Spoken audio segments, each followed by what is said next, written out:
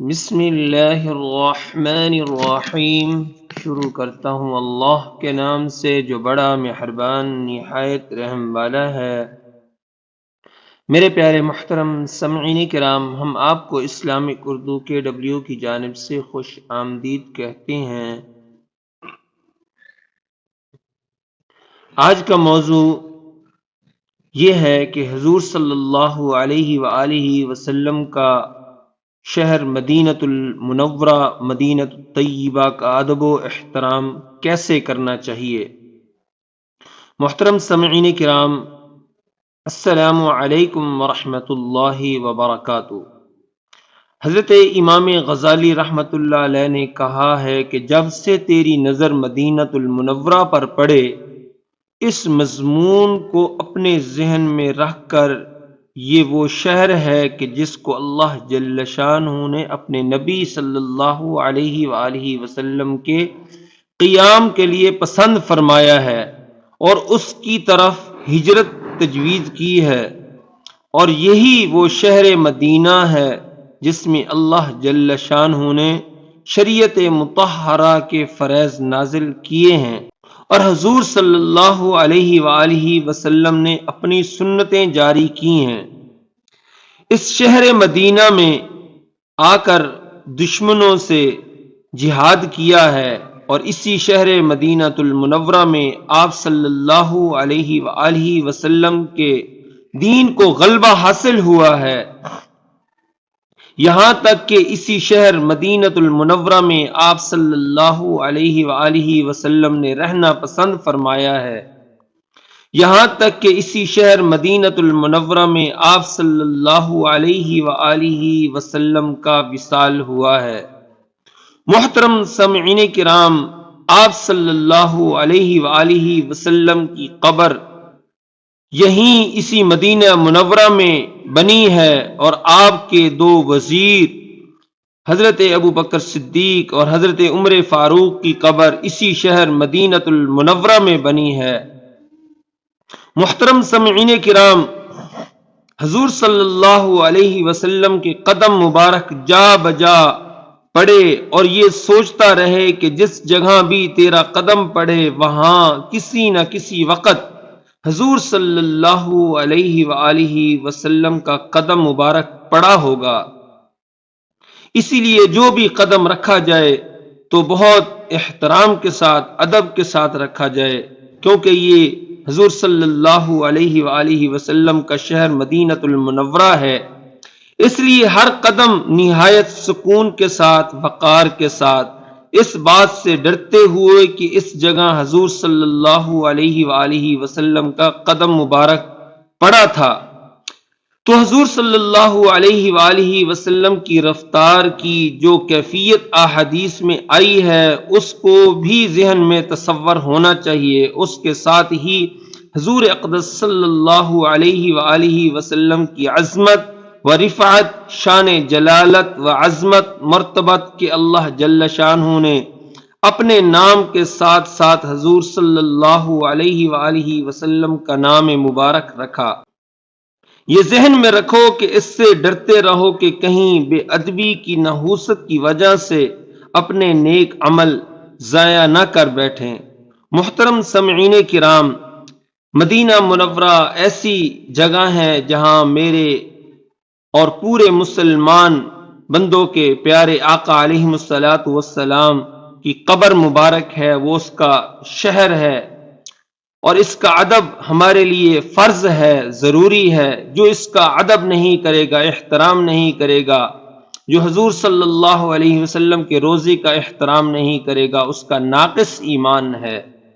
محترم سامعین کرام، ایک دیہاتی نے حضور صلی اللہ علیہ وآلہ وسلم کے روضے پر کھڑے ہو کر عرض کیا، یا اللہ، تو نے غلاموں کو آزاد کرنے کا حکم دیا ہے، یہ تیرے محبوب صلی اللہ علیہ وآلہ وسلم ہیں اور میں تیرا غلام ہوں، اپنے محبوب صلی اللہ علیہ وآلہ وسلم کی قبر پر مجھ غلام کو آگ سے آزادی عطا فرما۔ محترم سامعین کرام، غیب سے آواز آئی کہ تم نے تنہا اپنے لیے آزادی آگ مانگی، تمام آدمیوں کے لیے آزادی کیوں نہ مانگی؟ تو غیب سے آواز آئی، ہم نے تمہیں آگ سے آزادی کر دی۔ محترم سامعین کرام، حضرت اویس قرنی رحمت اللہ تعالی علیہ ایک مشہور اللہ والے ہیں، تابع ہیں، سید التابعین ان کا لقب ہے۔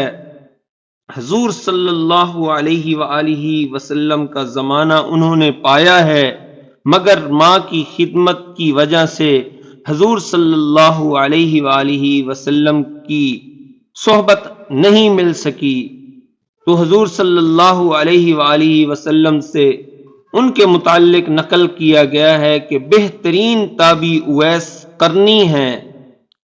ایک روایت میں یہ بھی آتا ہے کہ ان کے متعلق آیا ہے، اگر وہ کسی بات پر قسم کھا لیں تو اللہ جل شانہ اس کو پورا کریں گے۔ ایک حدیث میں ان کے متعلق آیا ہے کہ جو ان سے ملے ان سے دعا کرائے، اپنے لیے استغفار کرائے، اس کی بھی دعا قبول ہو جاتی ہے۔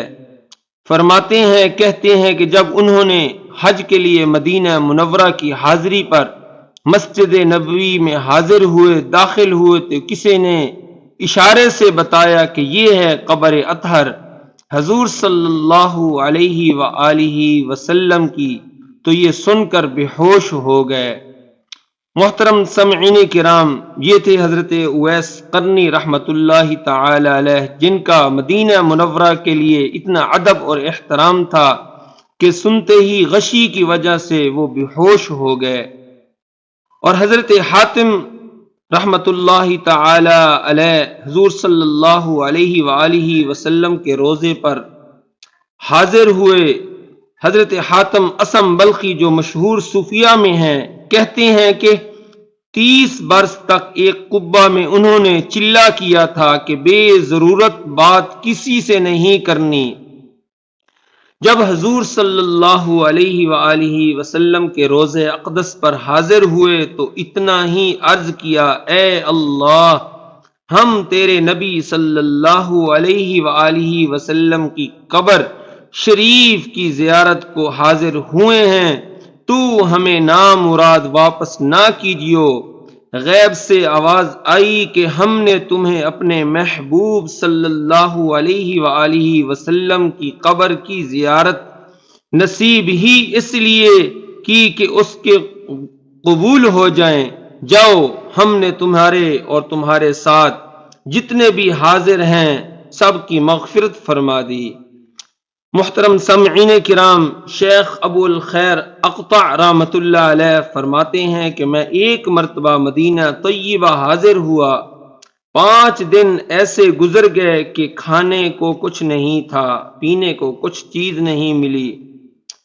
میں قبر اطہر پر حاضر ہوا اور حضور اقدس صلی اللہ علیہ وآلہ وسلم اور حضرات شیخین پر سلام عرض کر کے میں نے عرض کیا، یا رسول اللہ صلی اللہ علیہ وآلہ وسلم، میں آج رات کو حضور صلی اللہ علیہ وآلہ وسلم کا مہمان بنوں گا۔